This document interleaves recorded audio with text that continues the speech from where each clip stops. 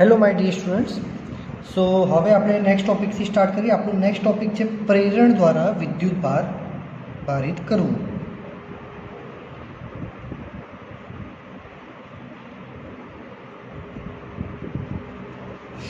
જુઓ, ઘણા બધા સ્ટુડન્ટ્સને એમ પ્રશ્ન થતો હશે કે ફિઝિક્સની પાકી બુક બનાવી કે ના બનાવી, એમાં લખવાનું શરૂ કરવું કે ના કરવું। તો જો ફિઝિક્સની પાકી બુક બનાવવાની છે, પણ એમાં તમારે બધું નથી લખવાનું। અમુક ઇમ્પોર્ટન્ટ થિયરીઝના દાખલા જે લખવાના હશે એ હું તમને ઇન્ફોર્મ કરીશ, પણ એના માટે તમારે દરેકે દરેક વિડીયો જોવો પડશે, બરાબર। કયા વિડીયોમાં કઈ ઇમ્પોર્ટન્ટ થિયરી ચાલતી હોય એનું કંઈ નક્કી નથી હોતું। જ્યારે પણ ઇમ્પોર્ટન્ટ થિયરી ચાલશે ત્યારે થિયરી ભણાવતી વખતે હું કહીશ કે આ થિયરી તમારે બુકમાં લખવાની છે, બરાબર। બુકમાં લખવાની દરેક વસ્તુ તમને વિડીયોમાં કહેવામાં આવશે। હવે અત્યાર સુધી જેટલું ભણ્યા છે એમાંથી શું લખવાનું છે? તો આપણે અત્યાર સુધી જે પણ ભણ્યા છીએ એમાંથી કંઈ પણ લખવાનું નથી। એનો અર્થ એવો સહેજ પણ નથી કે આપણે કશું જ વાંચવાનું નથી। આ જેટલી પણ વસ્તુ આપણે ભણાવી છે એ બધી કન્સેપ્ટ વાઇઝ તમારે યાદ રાખવાની છે કે ઘસવાથી શું થાય, આમ કરવાથી શું થાય, આ કરવાથી શું થાય, વાહકોના ગુણધર્મો કેવા હોય, આ બધા કન્સેપ્ટનો ઉપયોગ દાખલામાં થશે। આમાંથી કોઈ થિયરી એક્ઝામમાં પૂછાતી નથી। આ માત્ર ને માત્ર ઇન્ટ્રોડક્શન જ છે તમારી, બરાબર। આજનો ટૉપિક બી તમારું ઇન્ટ્રોડક્શન જ છે। ઇમ્પોર્ટન્ટ થિયરી જ્યારે પણ આવશે ત્યારે તમને કહેવામાં આવશે અને એ તમારે લખવાની રહેશે। એટલે દરેકે દરેક વિડીયો તમારે જોવો જરૂરી બને છે। ચલો, હવે પ્રેરણ દ્વારા વિદ્યુત ભારિત કરવું એટલે શું? આપણને ખબર છે કે કોઈ પણ વસ્તુને વિદ્યુત ભારિત કરવું હોય તો શું કરવું પડે? એ વસ્તુને વિદ્યુત ભારિત કરવી હોય, જેમ કે આ સળીઓ છે અને કાપડ છે, આને વિદ્યુત ભારિત કરવું હોય તો શું કરવું પડે છે? તો આપણને ખબર છે ઘસવાની પ્રક્રિયા કરવી પડે છે, બરાબર। આપણે ઘસવાની પ્રક્રિયા માટે બે વસ્તુને એકબીજા સાથે સંપર્ક કરાવવો જરૂરી બને છે। આપણે સંપર્ક કરાયા સિવાય વિદ્યુત ભારિત કરવું છે। સંપર્ક કરાયા સિવાય, જેને આપણે કહીશું પ્રેરણ દ્વારા, બે વસ્તુને વિદ્યુત ભારિત કરવાની છે, પરંતુ એના માટે ઘસવાની પ્રક્રિયા કરવાની નથી। તો એ કેવી રીતે શક્ય છે? ચલો, તો તમારી બુકમાં તમે જોઈ શકો છો કે તમને બે ગોળા આપ્યા છે, જેને અવાહક સ્ટેન્ડ ઉપર મૂકેલા છે, ગોળા એ અને ગોળો બી, રેડી? આ બે ગોળાઓને એકબીજા સાથે સંપર્કમાં મૂકેલા છે, રેડી? હવે દેખીતી વસ્તુ છે કે ગોળાઓ કેવા હશે? તટસ્થ। તટસ્થ એટલે જેટલા ધન હશે એટલા જ ઋણ હશે। આની અંદર 5 તો 5 ઋણ, આની અંદર 5 ધન તો 5 ઋણ, બરાબર। જેટલા ધન એટલા ઋણ, 5 ધન તો 5 ઋણ, 10 ધન તો 10 ઋણ, એ રીતે। હવે માની લો કે આની સાથે તમે એ ગોળાની નજીક એક સળિયો લાવો છો અને એ સળિયો કેવો છે? ધન વિદ્યુત ભારિત સળિયો છે। કેવો સળિયો છે? ધન વિદ્યુત ભારિત। હવે એક વસ્તુ યાદ રાખવાની છે કે સળિયો જે છે એ ગોળાની એકદમ નજીક લાવવાનો છે, પરંતુ તેને ગોળા સાથે સંપર્ક કરાવવાનો નથી। યાદ રાખો, સળિયાને ગોળાની નજીક લાવવાનું છે, પણ ગોળા સાથે એનો સંપર્ક કરાવવાનો નથી। હવે આમ કરવાથી શું થશે? તો આમ કરવાથી ધન જે છે એ ઋણને આકર્ષશે, એટલે આકર્ષણના લીધે ઋણ વિદ્યુત ભારો ધન આ એ ગોળાની આ બાજુની સપાટી પર ગોઠવાઈ જશે, રેડી? હવે એના લીધે બીજું શું થશે? તો કે ઋણ જેટલા છે એ બધા આ બાજુ આવી ગયા છે। હવે ઋણ આ બાજુ આવી જાય તો બીજી બાજુ વધશે શું? એ ઋણ જે છે એ ગોળાના બી થોડા ઋણ આમ આવશે અને બીમાંથી પણ થોડા ઋણ આમ આવી જશે, એટલે એ અને બીના ઘણા બધા ઋણ આ બાજુ ભેગા થઈ જશે। હવે બીમાંથી ઋણ નીકળીને આ બાજુ આવી ગયા છે, તો આ બાજુ વધશે શું? ઋણ નીકળી જાય તો વધે ધન, રેડી? ચલો, તો હવે એની આ સપાટી ઉપર વધારાના ઋણ પ્રસ્થાપિત થયા, બીની આ સપાટી પર વધારાના ધન પ્રસ્થાપિત થયા છે। હવે ધીરે ધીરે અહીંયા ઋણ વધતા જશે, ધીરે ધીરે અહીંયા ધન વધતા જશે। તો એમ કરતાં કરતાં શું બધા ઋણ આ બાજુ આવી જશે? એને આપણો પ્રશ્ન એ છે કે આમ કરતાં કરતાં શું બધા ઋણ આ બાજુ ને બધા ધન આ બાજુ રહેશે? તો એવું નહીં થાય. આ વસ્તુને તમે સમજો તો માની લો કે ઋણ અહીંયા ભેગા થયા, બરાબર. હવે બીજા ઋણને અહીંયા આવવું હોય તો અહીંયા જે માની લો કે હજી બીજા વધારાના ઋણ છે જે આ બાજુ જઈ શક્યા નથી, એ ઋણને આ બાજુ જવું હોય તો આ ઋણ અને આ ઋણ વચ્ચે શું થશે? અપાકર્ષણ થશે, બરાબર.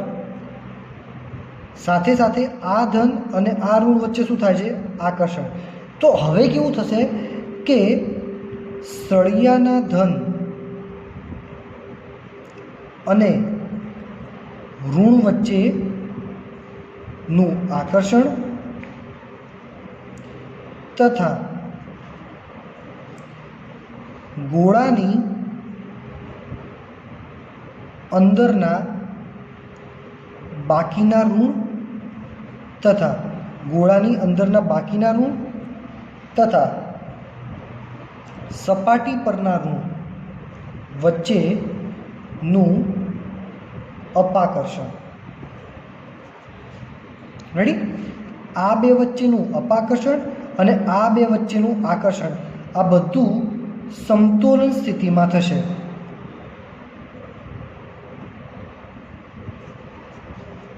રેડી? એટલે આ બે વચ્ચેનું આકર્ષણ અને આ બે વચ્ચેનું અપાકર્ષણ સમતોલન સ્થિતિમાં થશે. જ્યારે પણ સમતોલન સ્થિતિ આવે એનો અર્થ શું થયો? સમતોલન સ્થિતિમાં કોઈ પણ વિદ્યુતભાર આમથી આમ જશે નહીં.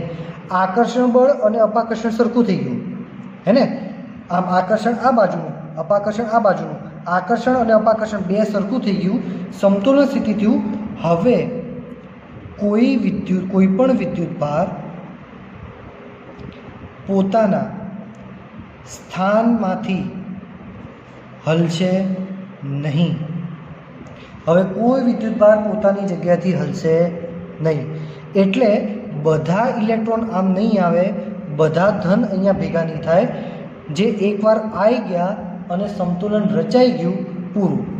એટલે જેટલા એકવાર આવી ગયા, બાકીના હવે કોઈ પણ વિદ્યુતભાર આમાં ગોઠવાશે નહીં.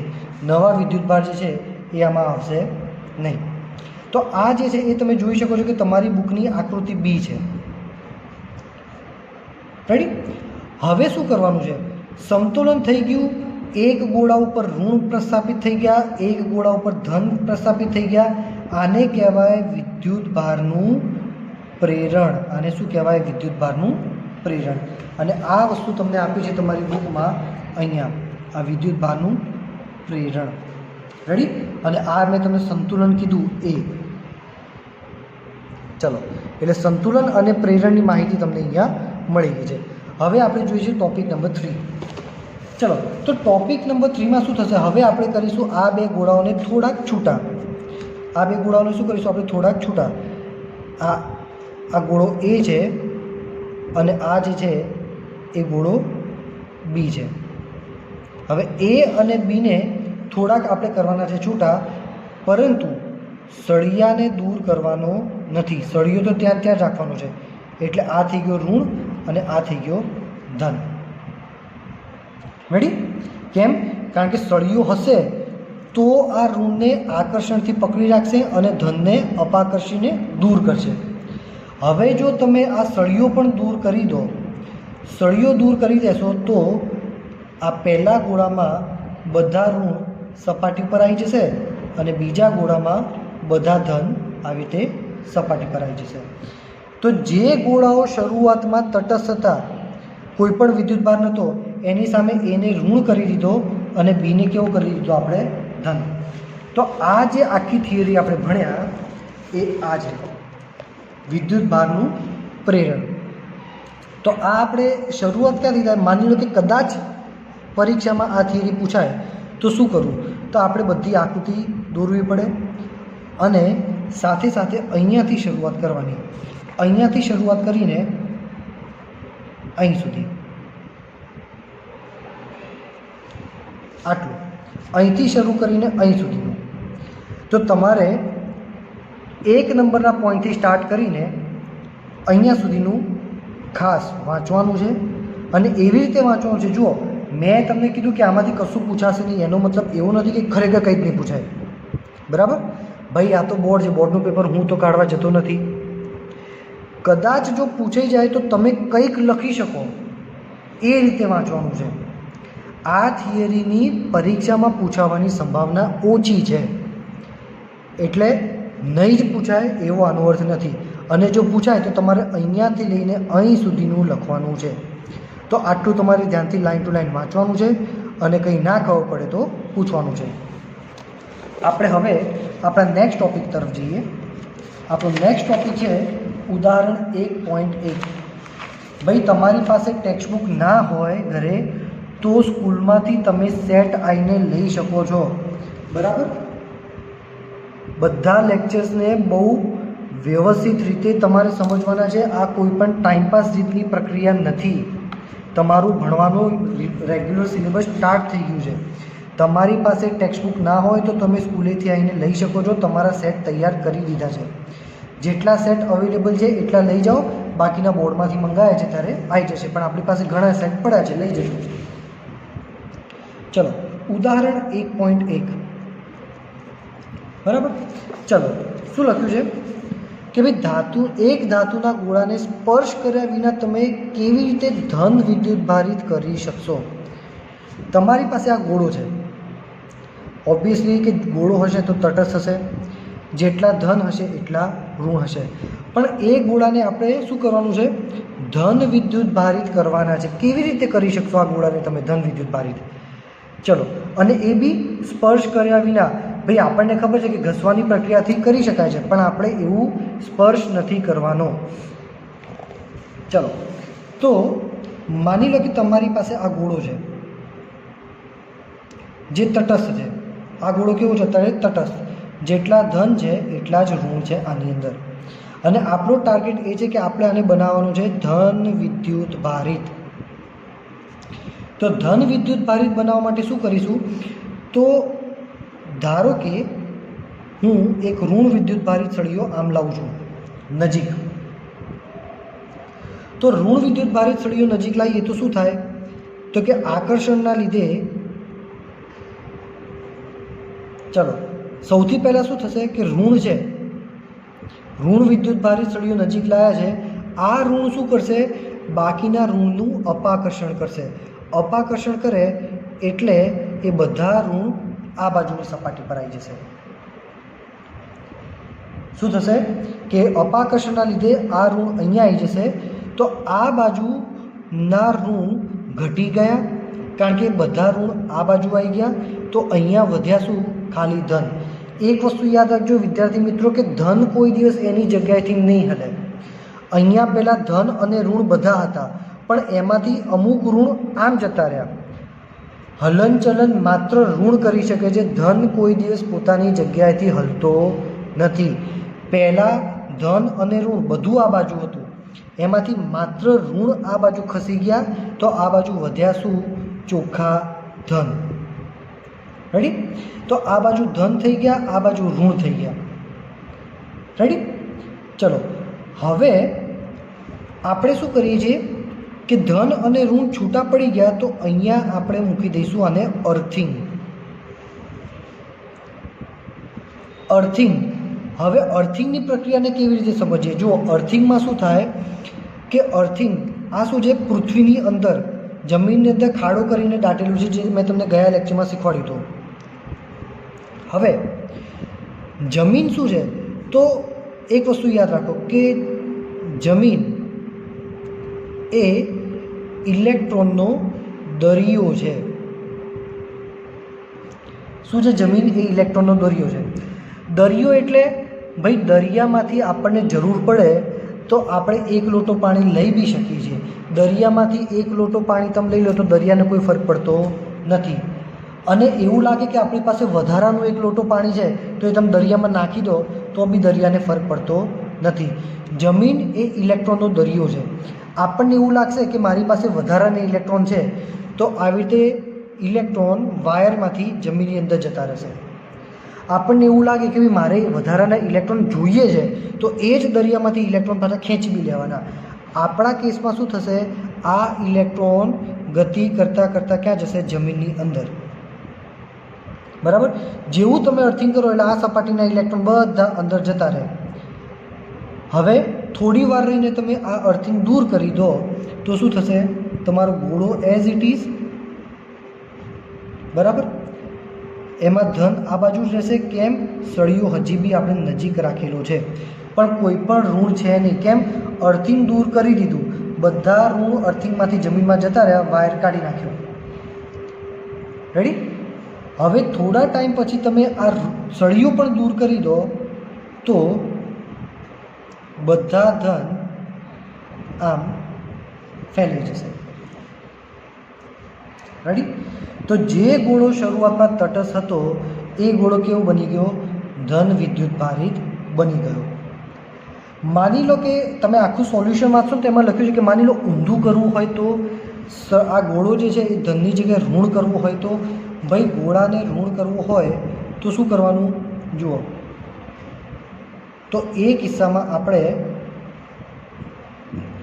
ધન વિદ્યુત ભારિત સળિયું નજીક લાવવાનો. ધન વિદ્યુત ભારિત સળિયું નજીક લાવશો તો અહીંયા ઋણ થઈ જશે અને અહીંયા ધન થઈ જશે. પછી તમે જો આને અર્થિંગ આપો તો આ કિસ્સામાં શું થશે કે ઇલેક્ટ્રોન દરિયામાંથી ઉપર આવશે. હવે આપણે ઇલેક્ટ્રોનની જરૂર છે. ધન તો કોઈ દિવસ જમીનની અંદર જાય નહીં, તો એક કામ કરો, ઋણને જમીનમાંથી ઉપર બોલાવો. આ બધા ઋણ જમીનમાંથી ઉપર આવશે. આ ઋણ આ ધનને બેલેન્સ કરી દેશે. ધન ઋણ 0, ધન ઋણ 0, ધન ઋણ 0. 5 ધન હશે તો 5 ઋણ ઉપર આવશે, 10 ધન હશે તો 10 ઋણ ઉપર આવશે. એમ કરતાં કરતાં આ બધું એકદમ પાછું 0 થઈ જશે.